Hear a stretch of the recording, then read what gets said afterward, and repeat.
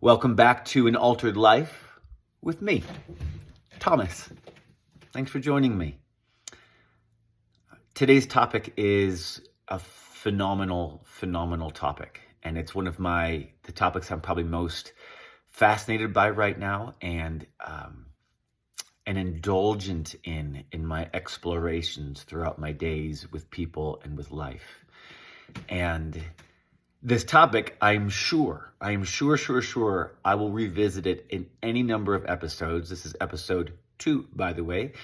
And so we're just going to start on it today. And I hope actually that we can do more installments of this topic, especially as I keep gathering more input from other people. And like I said in the first episode, this is a channel for conversation. This is a channel for exploring possibilities, exploring perspectives and concepts, and really broadening the place in which we're coming from.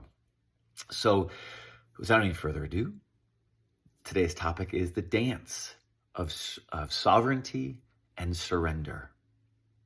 And I love this dance because I think most often those two things are looked at in opposition.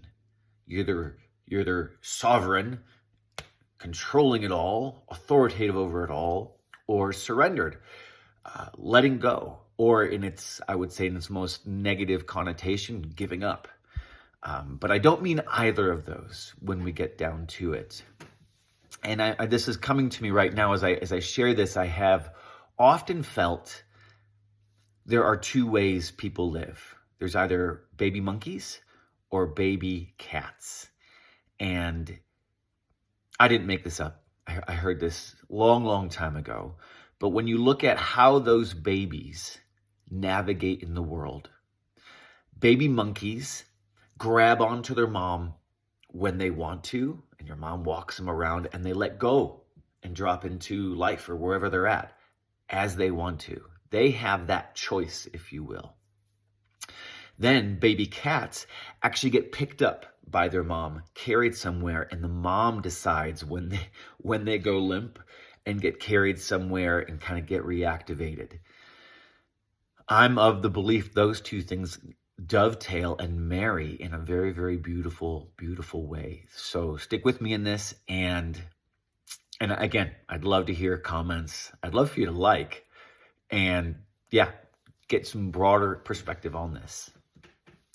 When you look at those two things, sovereignty and surrender, I think always a great place to start is, what's the textbook definition?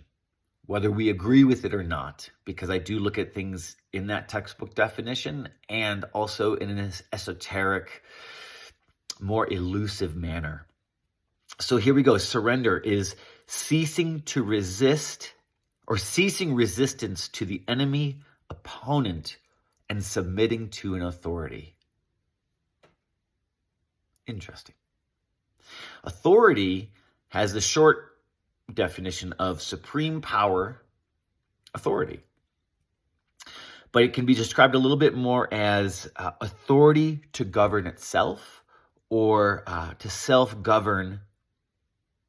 Or self-governing. And let's break down both of those for a moment. The authority to self-govern itself. I love this because it actually just speaks to the authority. It doesn't speak to the capacity to do it, just that there is an authority. And when you look at that, every human has the authority to govern themselves. Whether we choose to utilize that or not is a whole nother story. And then if we're actually good at it, depending what good is, right? Because that's a judgment term. Whether we're good at it or skilled at it, practiced in it,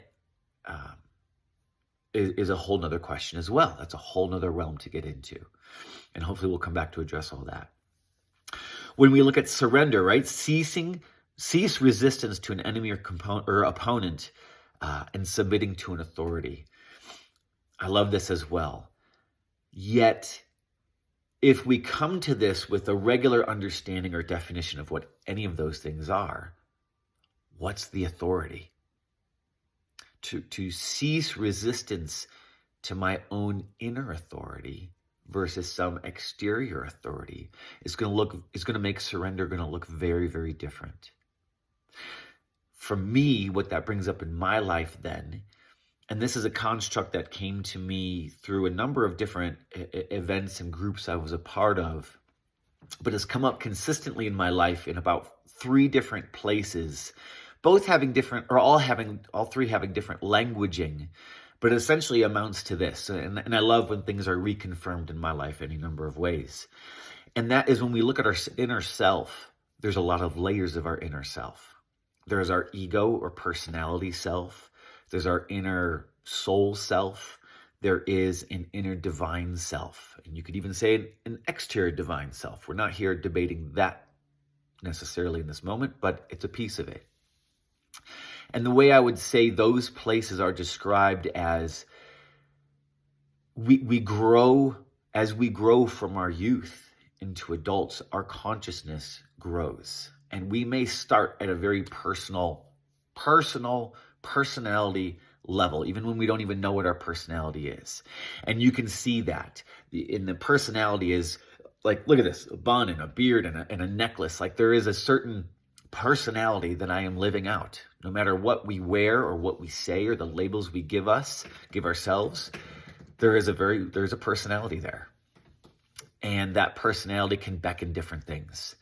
And when it comes to, say, my own personal body, I know how good donuts taste. You know, you give a child a donut or something highly nutritious.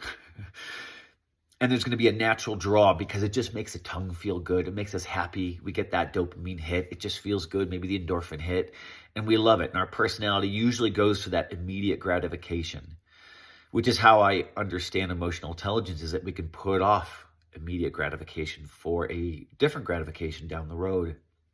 And with growing emotional intelligence, it really means that we're having a greater dialogue with our soul. We have an understanding of space and time. We have an understanding or a familiarity with something deeper in us, which is why maybe on occasion I would have a donut. It's been a long time since I had a donut. Sounds kind of nice in the moment. But I also know where that will leave me and how it's going to feel to really give me nourishment that's going to keep me grounded.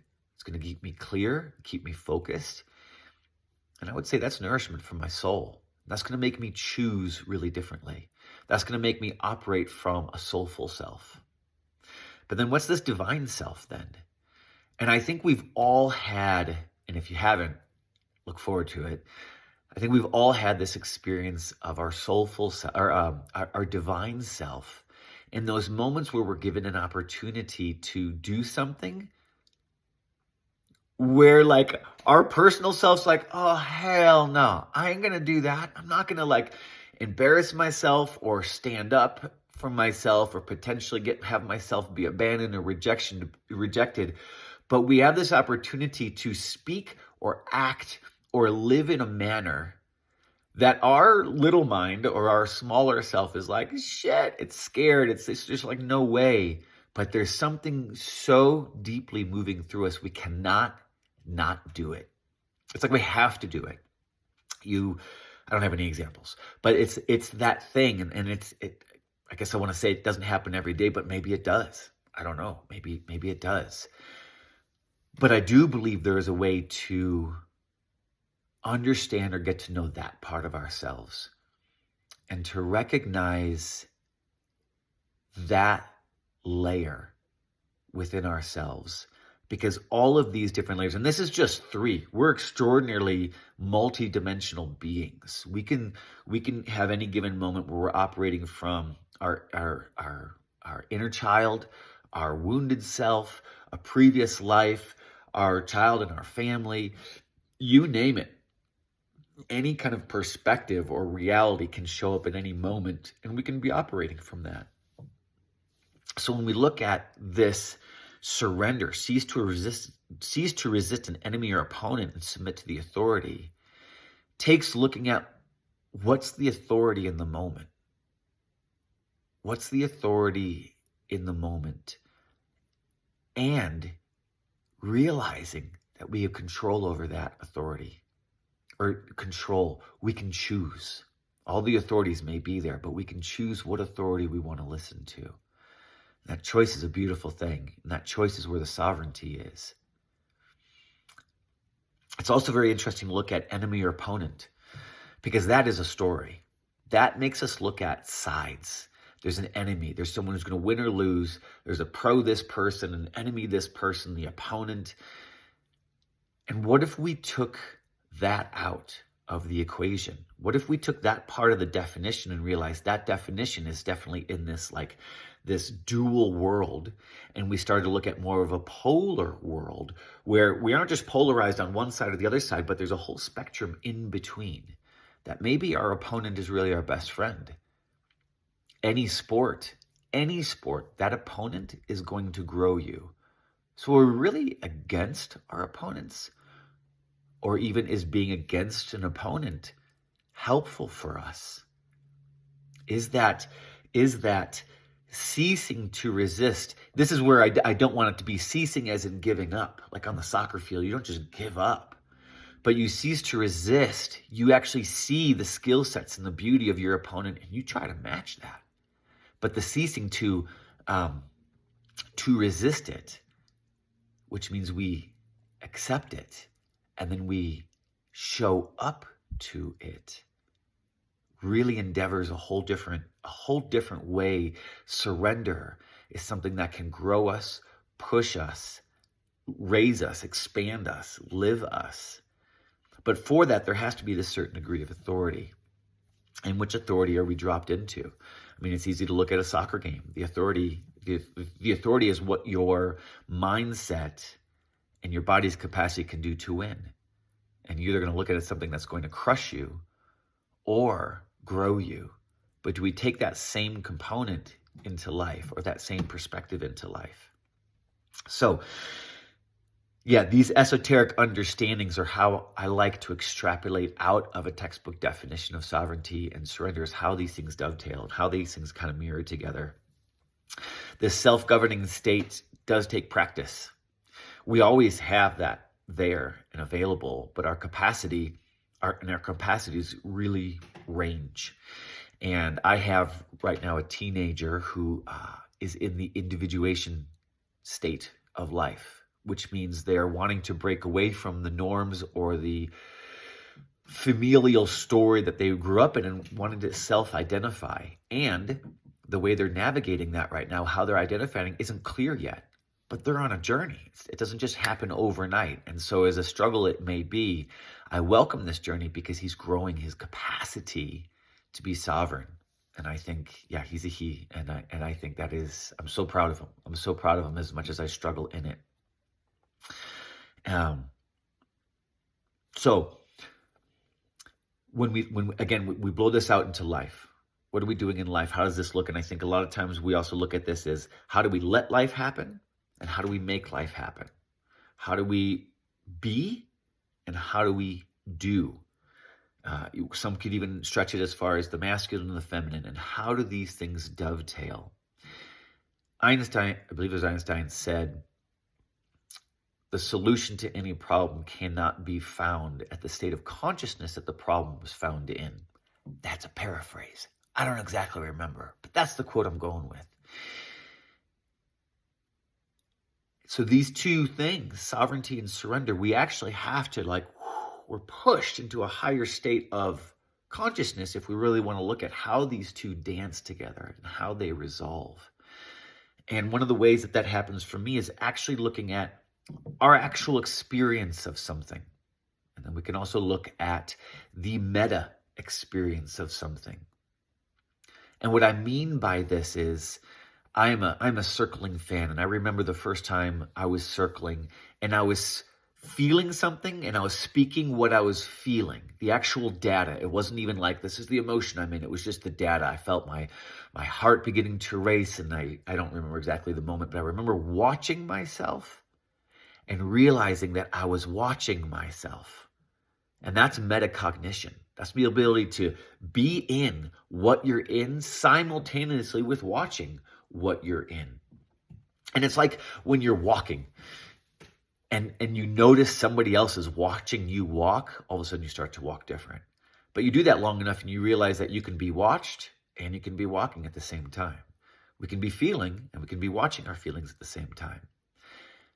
This is the breakthrough for me, is realizing I am going through experiences all day long. And those experiences are commingled, meaning maybe it comes directly from something I did. Maybe I helped an old lady across the street and that felt good. Maybe something is actually happening to me from the outside. Someone is punching me in the face. These things don't happen very often. But I can be in an experience, and that is real. That's happening. That is happening in the moment. And while it's happening, I am creating a story about it. And the story about it, whether I'm conscious of it or not, could be true or not true. A lot of the traumas we have as kids, we're going through an experience and our mind is trying to rationalize it. It's trying to understand, but it may not know the bigger picture. The metacognition, or the more we can grow that, lets you move further and further out to allow more and more of the picture in. Meaning, the experiencing we're having, we don't want to deny. We don't want to pretend it's not there. We don't want to spiritually bypass that or somatically bypass that. Yet, the way we choose to feel or the way we choose to experience what we're experiencing is completely up to us. I could get really mad and angry, and I'm sitting there angry. And then I can actually choose to be curious why I'm angry. Or I could be mad that I'm angry. Or I could think it's really funny that I'm angry. This is our multidimensionalness. This is an actual experience happening with a meta experience, or our metacognition really looking at it through an outer layer that we do have choice over. And if you don't have choice over that, realize that on some layer you do. You may get mad and just start laughing because you think it's funny that you're mad, but not realize that that's actually a choice. Or if it's not a choice because it's automatically happening, there's another layer out where you can watch yourself watching yourself. And this is something that can be palpably experienced. I'm not talking from a theoretical point of view. And this is where I love to go with this, is to live life fully and to watch it at the same time. And this dance of surrender and sovereignty, I think, is very, very freeing for me in this way, because I'm going to experience what is happening in the moment, and I can step out. Am I stepping out? No, a part of me is able to observe and then do what I need to from there. And my capacity is growing in that. I think for a long time I could observe and just kind of be almost like, I don't know what to do. What do you do? And sometimes you just jump right back into the experience, especially if it's one that you enjoy. Sometimes it's important just to experience the anger, even if you don't enjoy it, to go lean into it. It reminds me of, is it the Bhagavad Gita? Where Arjuna is talking with, one of the pantheon deities about needing to go into this war. This warrior needs to go into war. And the warrior Arjuna is not wanting to go to war because he knows how it's going to kill. So there's going to be so much bloodshed. It's going to be so hard on him. And he's fighting part of his family as well. And the story wraps up, it's a very abridged version, with him deciding, well, this is what's taking place. This is what's happening. This is a part of the journey. And sometimes no matter what we watch or what we choose or how we choose to feel about something that we're feeling, part of the journey is just to go through the journey. And it's as simple as that. And that's just surrender. That's surrender to what is happening. Now, part of that is dovetailed into my own personal belief that we come into these lives on a journey to uncover, to heal, to grow, to expand, who knows what. But these experiences that we are going through, you could say we designed ahead of time. We could debate that one. But even the challenging experiences, the tough ones, those are some of the ones I've grown through the most. And at this stage of the game, there's no way I would not want some of my most uncomfortable experiences. Do I want to go through them again? No. If I need to, will I? Probably. I'm of the thought that, they'll keep coming up. But then a part of me also decided that. I'm of that deep understanding that life is conspiring for us, not against us. And so surrender isn't a giving up. It is a leaning into life as it's being presented to us. Because as it's being presented to us, life is not separate than us. It is a mirror of us, of our understanding, of our perspective, of our vibration. And sovereignty in that is owning the potency of that, the power of that. When my kids were young, I used to say this all the time because they would blame each other for everything. And I said, well, if you blame your sibling, you're giving them more power because you make their choices overpower you. You did what you did because of a result of what they did. And if we keep living in this victim mentality and don't take authority over our way of living and our choices, and authority, sovereignty, meaning realizing the choices we made, the impact we have, and that we still get to make choices, and we still get to choose the way we're going to think or see something. A horrible circumstance, getting a flat tire, could ruin your day or could make your day. And I'm going to bet a lot of that is dependent on how you think about it. And knowing that you can shift how you think about it and how that will shift how you feel about it is sovereignty. But the surrender is that it happened. You're dealing with it. You can't just pretend it didn't happen. You're in the middle of it. And what do we get to do with that? That's the freedom of it. That's the pure, loving freedom of it. So meta experience versus actual experience. Actually, I find dovetail really, really well. With that, it grows the concept or the capacity to listen and observe instead of that knee-jerk reaction. This happened. We get to sit back and watch and listen. And in that contemplation, we get to reorganize our thoughts. We get to reorganize our feeling. In part, we begin to reorganize or even regulate our nervous system because those reactions come out of a either complete or a partial dysregulation of nervous system. And this is the capacity to have sovereignty, or a sovereignty that is of service to us.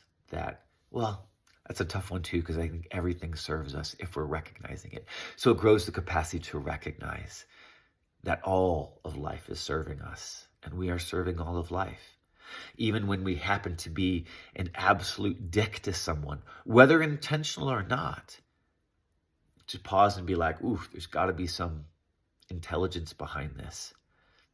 That does not give like free range just to be a dick to people and be like, well, you got to be learning something. But on the other hand, I've noticed myself act like a dick in situations, and then they've come back and said, I'm so glad you said what you did, or say what you say, or did what you did, because I grew leaps and bounds from it. Meanwhile, I'm sitting there going like, that is so not my MO. That's not usually even what I say or do. I don't even know why that came up.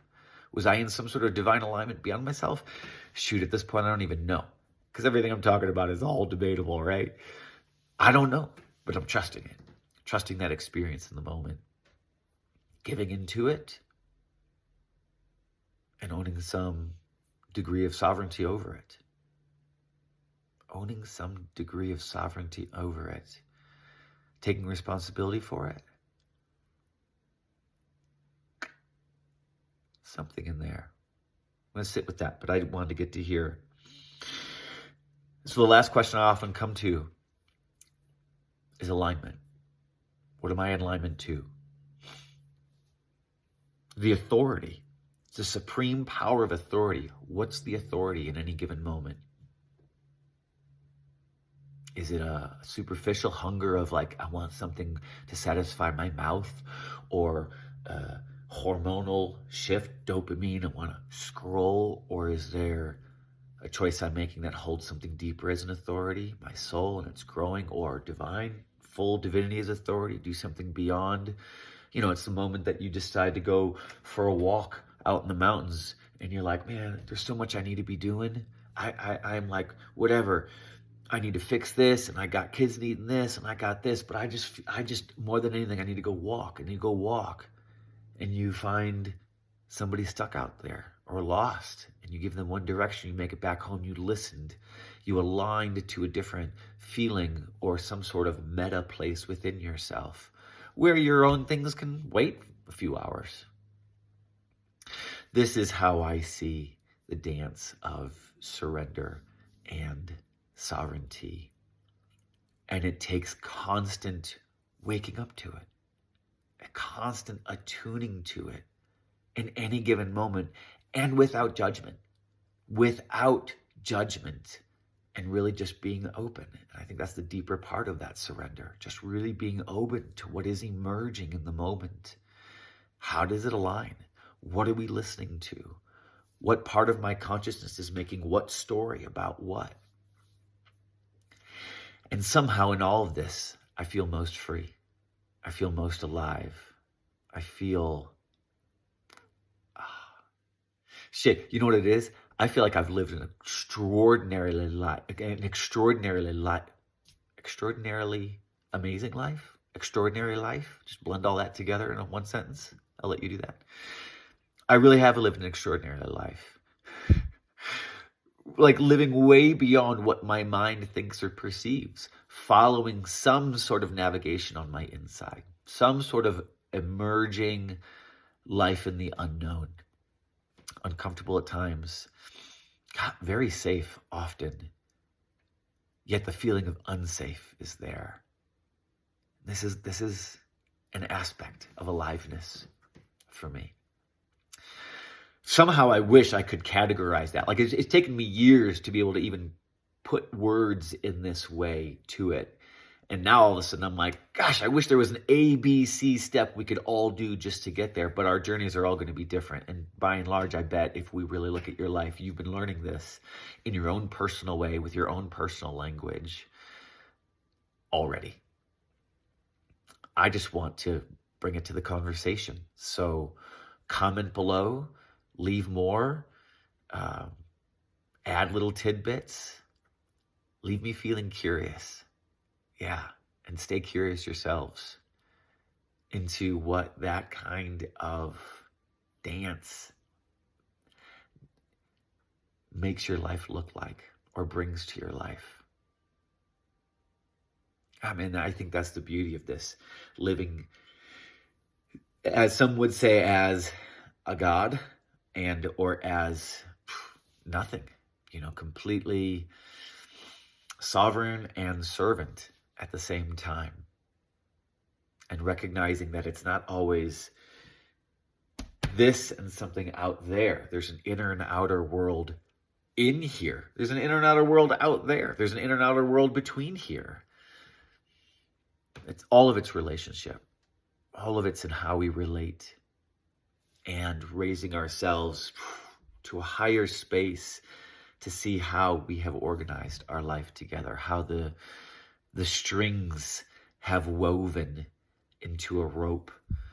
But at first, all we see are these little threads kind of all over the place, these little crumbs. And then at some point, we see they all come together in this gorgeous rope or cookie or picture or whatever the case is. Anyway, live long and prosper. Live free. Live whole. Know yourself. I'm working on knowing myself. Thanks for joining me today, you guys. We'll see you next week.